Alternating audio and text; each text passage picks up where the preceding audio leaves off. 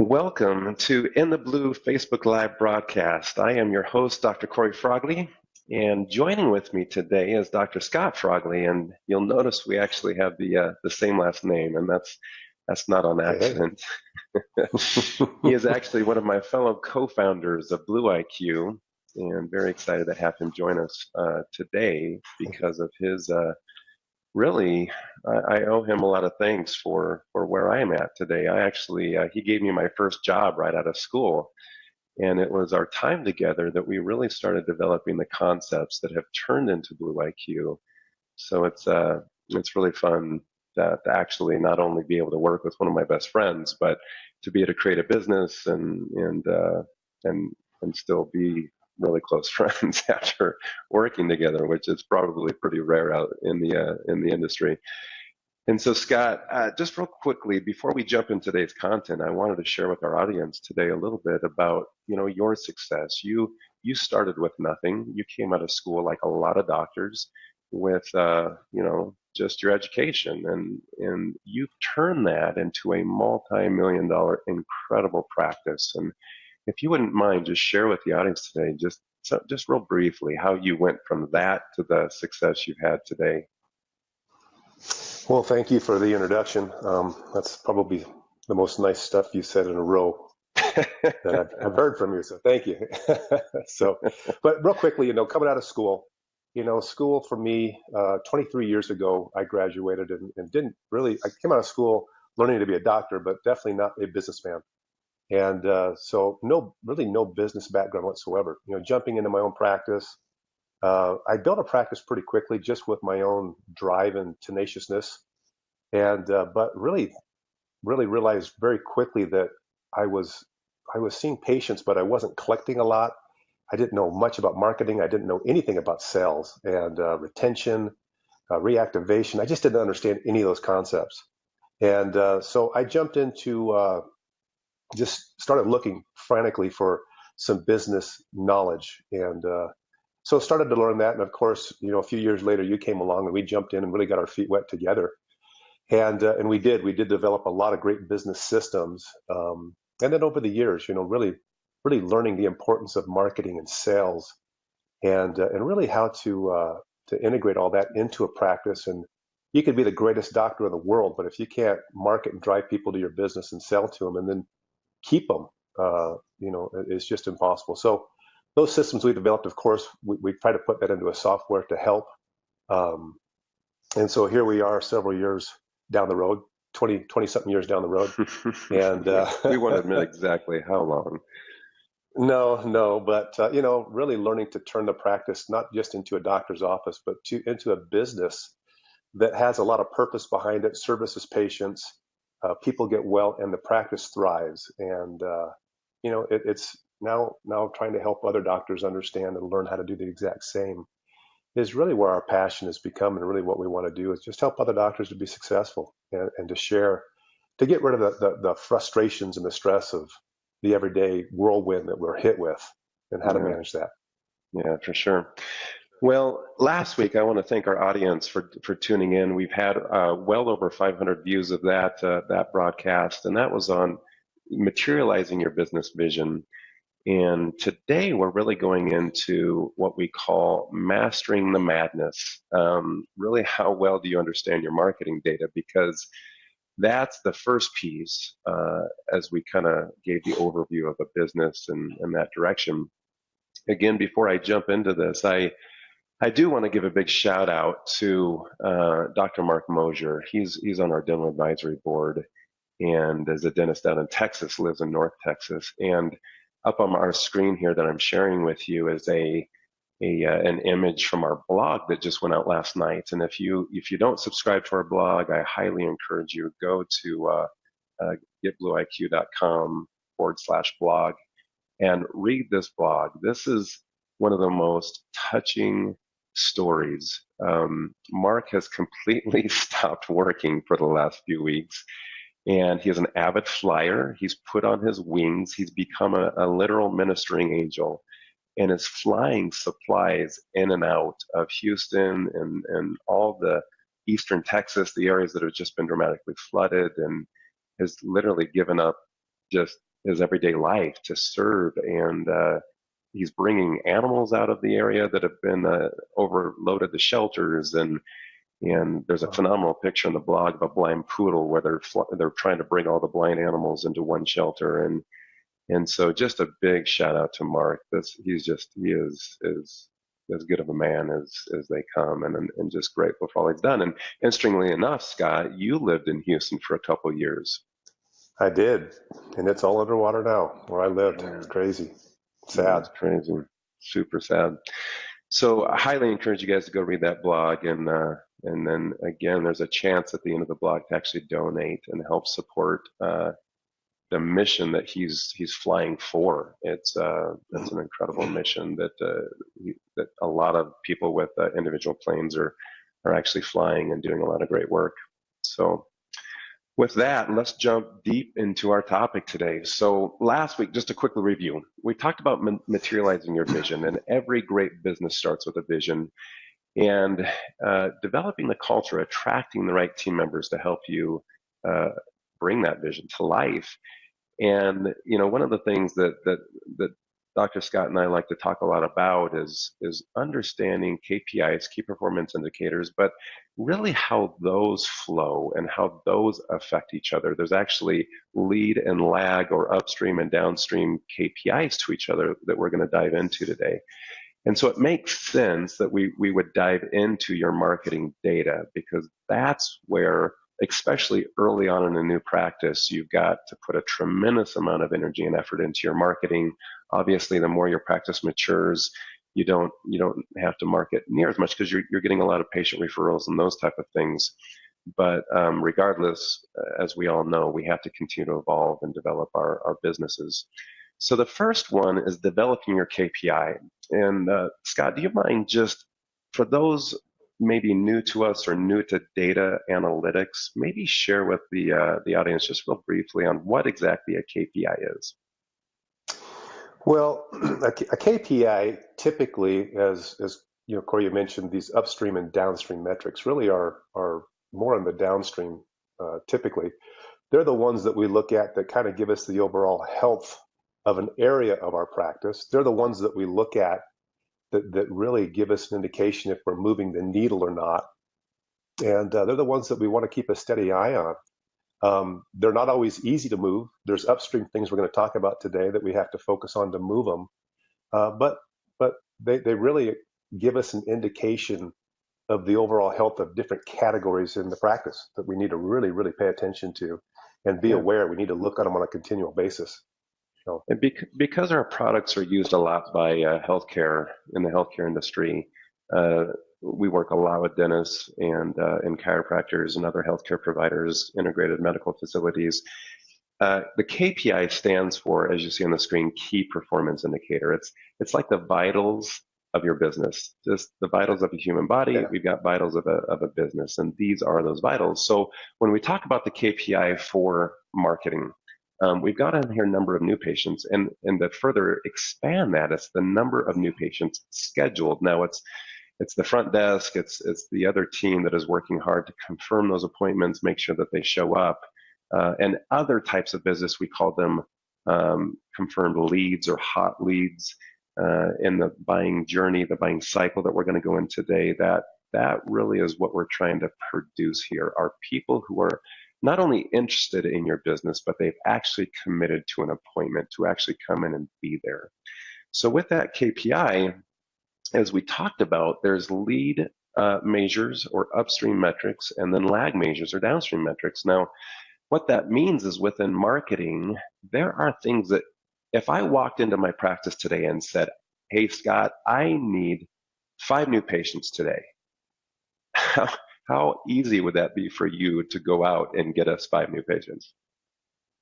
Well, I know how to do it, so it wouldn't be too hard. But just to walk out right that day, I'm going to be looking at more upstream type things that I've got to change, because that's kind of a downstream metric, the number of new patients. Yeah, I mean, you can't put that kind of demand on your teams to demand 5 new patients today that aren't on the schedule. I mean, that's kind of crazy.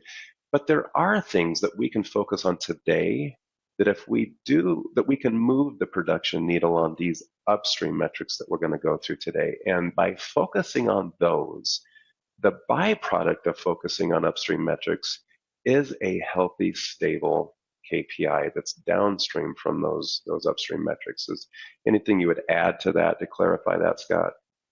Yeah, I think part of the stress from day to day, and what most I think physicians do is they constantly look at these downstream lag metrics, like the number of new patients or the amount of revenue or any of those.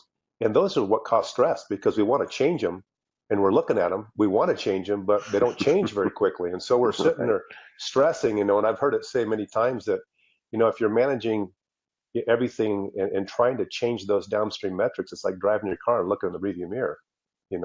Those are going to be influenced by those upstream metrics. And that's really what we want to try to do is help, individuals to start understanding their upstream metrics and how to influence those. Yeah. To drive their KPIs. Perfect. So here's the concept, right? We put this in a beautiful graphic, and grateful for our marketing team and Tosh putting this together, because these are the things we can focus on daily. This is where the marketing team comes in, or the marketing person, or this is it's funny talking to doctors because they're like, well, I don't want to spend time about marketing. I hire that out, or I give that out. But Scott, you've seen the evolution in marketing go from all of your money or resources going into a yellow page ad back in the day to now. I haven't been around that long.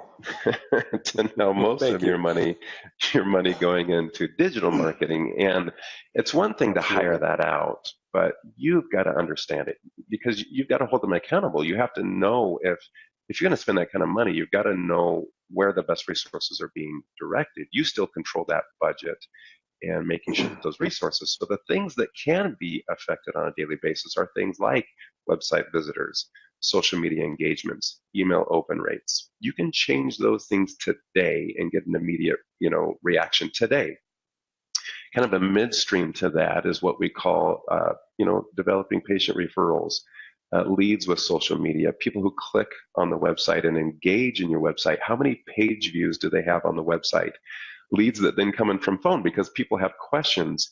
Not too many doctors' offices actually have a live link to chat with somebody just right there on your website because it has information about your clinic. What is a specific procedure, or how do you do a specific procedure? In today's modern era, for people to be able to click on that and begin a conversation with somebody in your office that has the answers is powerful and sets you apart so dramatically from other healthcare facilities. And then going into your conversion, you have strong interest. We want to convert those now into new patients. And there's obviously things that you can affect in this funnel. You can really focus on lead conversion, or you can really focus on open email rates. You've got to have some sort of measurement tool that allows you to see where you're strong and where you're weak. And that's where you become as a leader of this vision that you're trying to materialize, of helping each team member identify what's weak, what's strong, and where you need to put that emphasis.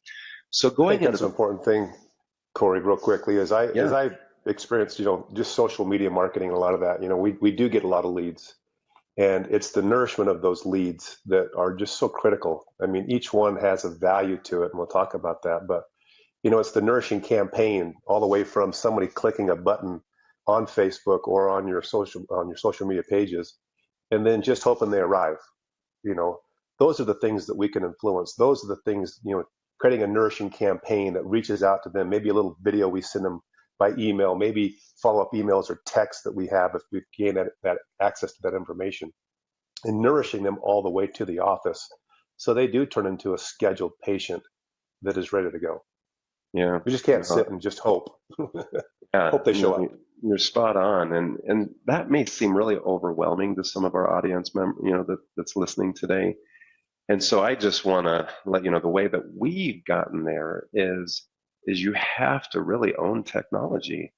And, even though Scott's over 50, he still has dove in. I'm 50, over 50.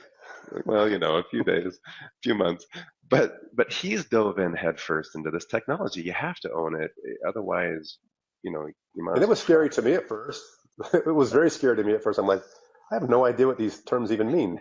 And, I'm still educating myself every day. So, yeah, yeah, we have to. I mean, it's changing every day. So this is a buyer's journey infographic that I think if you're listening to this broadcast, you may want to pause for a second and take a little screen grab, because this is something we've shared with our audience in the past on certain posts. And we've broken this down to online buyer's journey and offline buyer's journey, because a lot of people are still reliant on word of mouth signage, whether that's billboards or a digital sign or something out, a person standing on the street waving a sign. But events and seminars, brochures, scheduling, that's a buyer's journey that takes them through this process. We're kind of focusing a little bit more on the online buyer's journey today. So think of it in this way. We want to generate awareness. That means you need to get in front of people that are potentially interested in what you're doing. And that's the amazing thing about some of the platforms we're going to talk about today. And when you look at people, I was driving in the car the other day, and I looked to my right at a stoplight, and guess what the person next to me was doing? Staring down in their lap. And what are they looking at? They're looking at this right here. They're looking at their iPhone. They're checking their social media. I mean, busted. I mean, that's where everybody's attention is. And so if their attention is on that screen, then we need to get in front of them. And that's, again, what these platforms have allowed us to do, is interrupt a little bit of that social media engagement. So we're going to talk about PCC a little bit today, and how that can translate into then awareness, changing to consideration. Consideration is you've got to have an ad that captures some sort of an interest level in them that they're willing to click on. When they click on it, it provides more information that's relevant to the audience you're trying to attract. It doesn't have to be relevant to everybody. It just needs to be relevant to the people you're attracting. And that educates them, which then leads them to an engagement. And an engagement can be a website, it can be an online appointment, it can be a landing page, something that allows them to take a next step. I mean, that's really what we're trying to get them to do, which, powerfully then comes into a service which they can communicate with you, again, through a mobile device, through an instant message chat, or picking up and just calling.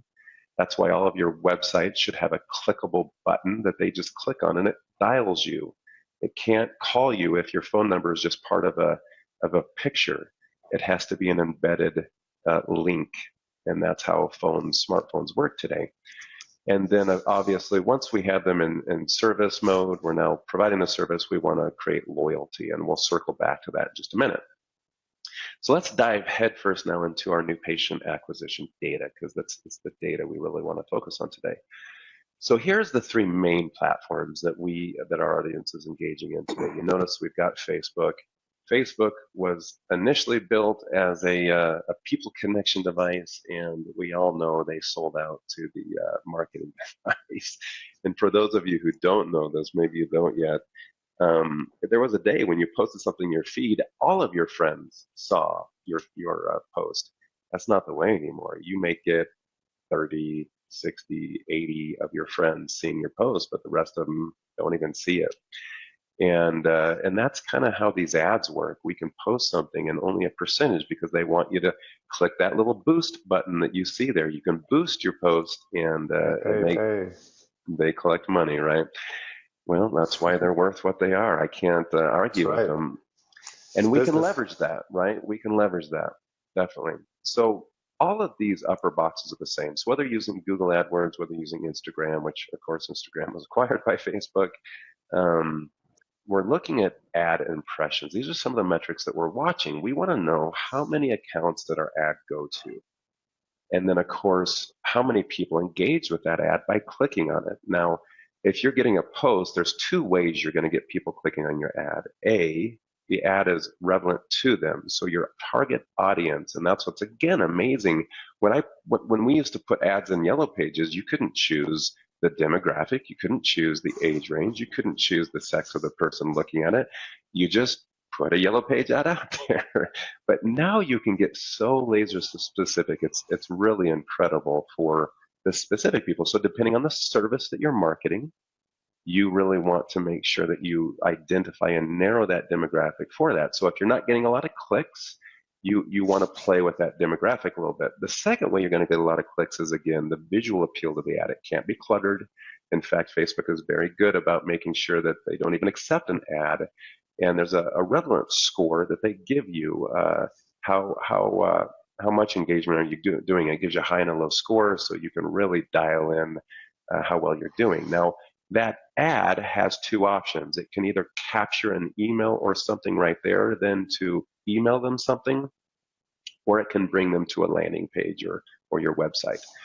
Landing pages are a little bit different than websites, again, because a landing page is very specific to the service that you're providing.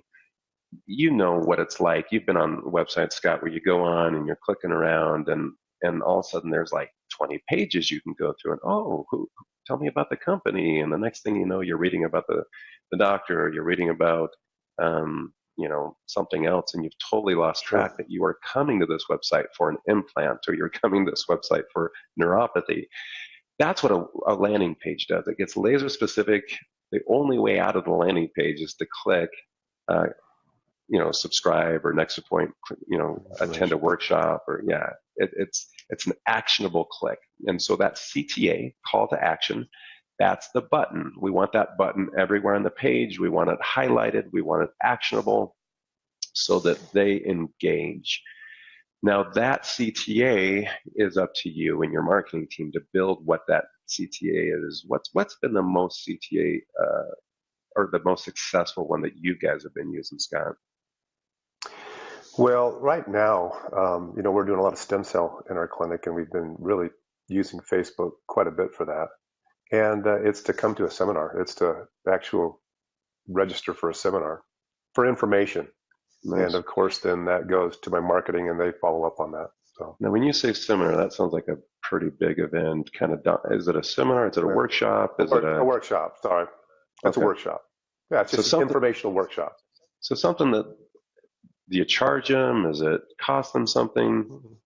Nope. So just a free workshop, cost. Just something that they can come. It's not confrontational. No they can obligation. Learn more information.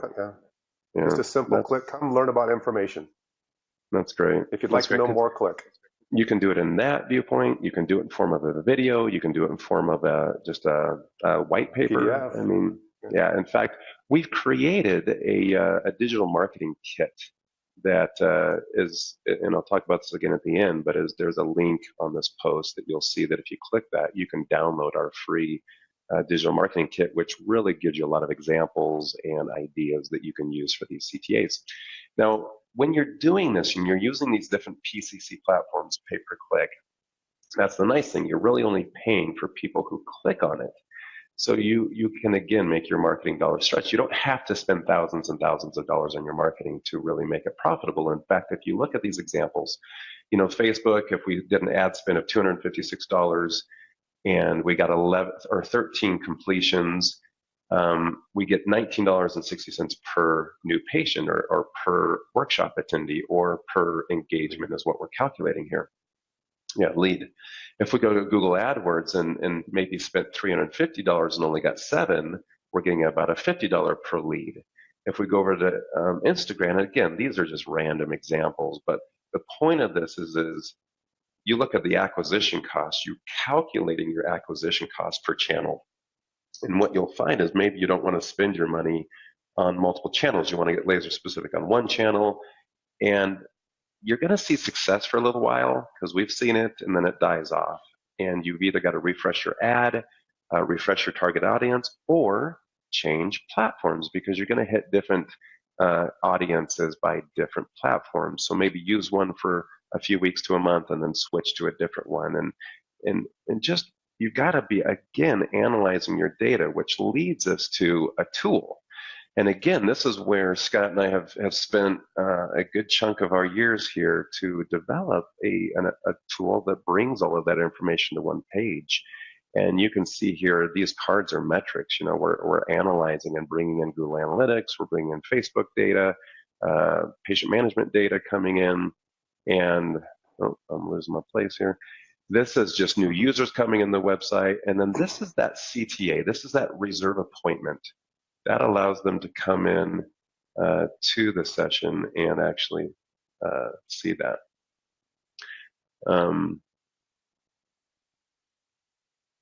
Oh, sorry. It's I'm being told they can't see my mouse clicking here, but it's that reserve appointment with 61, that red one. And we've even colorized it so you can set benchmarks. And real quickly, your marketing team can look at this and say what's working and what's not.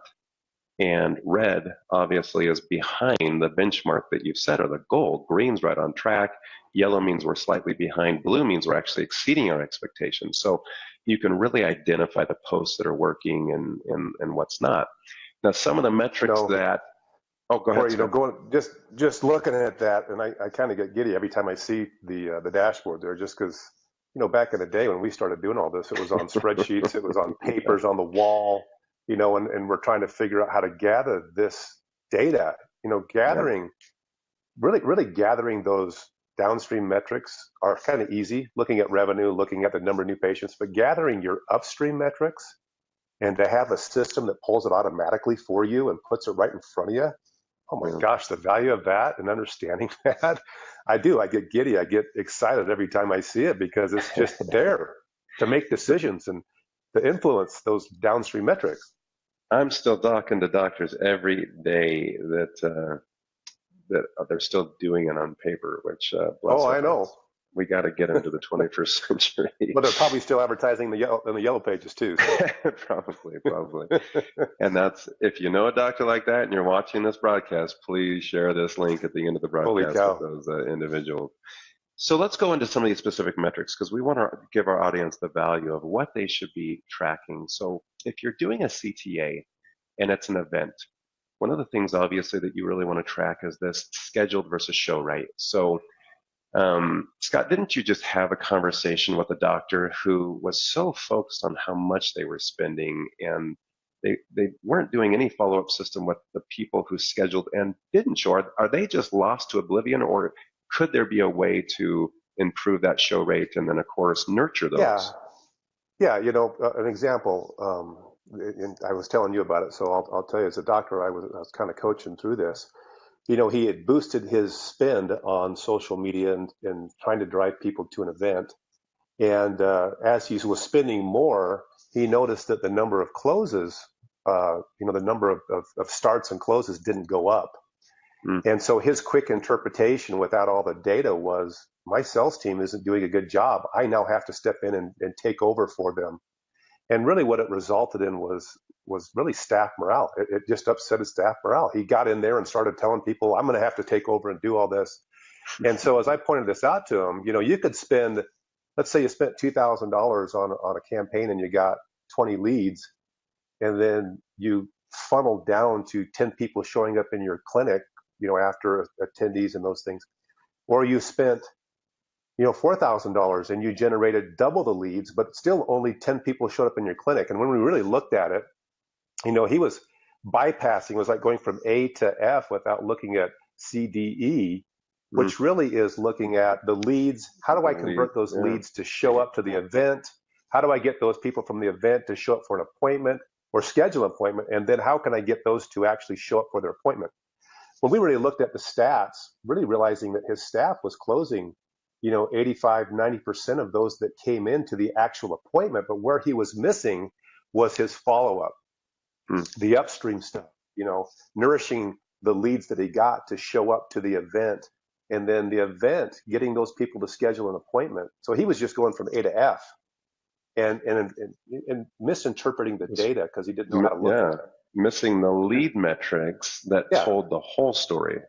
He was going right to the lag metric and then beating his staff up over it, which we never want to do that. They were really doing a great job. That's the sad part about it. So talk about a morale crusher, yeah. Well, once he saw it, it was like, oh, wow, and that's really the power of having, again, those lead metrics right there on a dashboard where you can see them and interpret the data. So calculating that show rate, and so there it is. Number of shows divided by number of scheduled times 100 gives you a percentage, and tracking that percentage. This tells you how well your nurture campaigns are for people who are showing interest. It's early in the sales funnel, and you want to track that in the buyer's journey. So then a workshop, you present your workshop, you calculate your close rate. How powerful and compelling is your story and your material, and then your offer at the end of the presentation, because you could have a very powerful presentation and a weak offer, or you could have a weak presentation and a solid offer. You've got to play with those and figure out which ones are most effective. Your percent follow through, because you're then going to commit those people to an appointment, actually coming in, whether this is an exam or this service that you're offering. So how many people who actually schedule now show up? And you may have to work on your nurturing. Like Scott said, you may have to send out a video that this is what to expect on that first visit. Let them see your clinic on the inside. Let them see the team that's going to be working with you. Let them understand the procedures that they're going to participate in, because the more they experience that through a visual experience before they even walk into their clinic, the better they're going to absorb the information when they're actually physically going through the process. Then we're calculating a start rate. Now, from exam, diagnosis, case presentation, what's our start rate? And again, are there any weaknesses in that flow? And then really understanding your average start value. And now, the reason why this is important is because we're trying to understand a new patient acquisition cost. That's where you're not just taking your ad spend and dividing it by leads. You're actually taking your marketing payroll, you're taking your digital creation expense, your ad spend, your event costs. You're putting all that together to truly get a number. Now, the nice thing again with BlueIQ, that does all of that automatically. So you can just see real quickly the cost of that new patient. And then identifying that new patient acquisition cost, let's look at your last few years and how much is your average patient spending in your clinic. If it's $12,000, $20,000, all of a sudden the lifetime value of this patient and acquiring them to spend $100, $200, $500. I mean, I don't know if you're an aesthetic dentist, if you're stem cell, if you're some of these big ticket items and some of your procedures are in the thousands, then capturing these new patients, you're willing to spend some. If you're bringing them in and you're just doing drill and fill, or you're just doing your chiropractor doing an adjustment, you do have to be mindful of that. You've got to keep your costs down. So it's so important to know your numbers, but understand the buyer's journey and where your individual weaknesses are to calculate the numbers for you. I can't give you the averages. I can't give you, because we're all so different. We run different clinics and different things. Anything to add to that, Scott?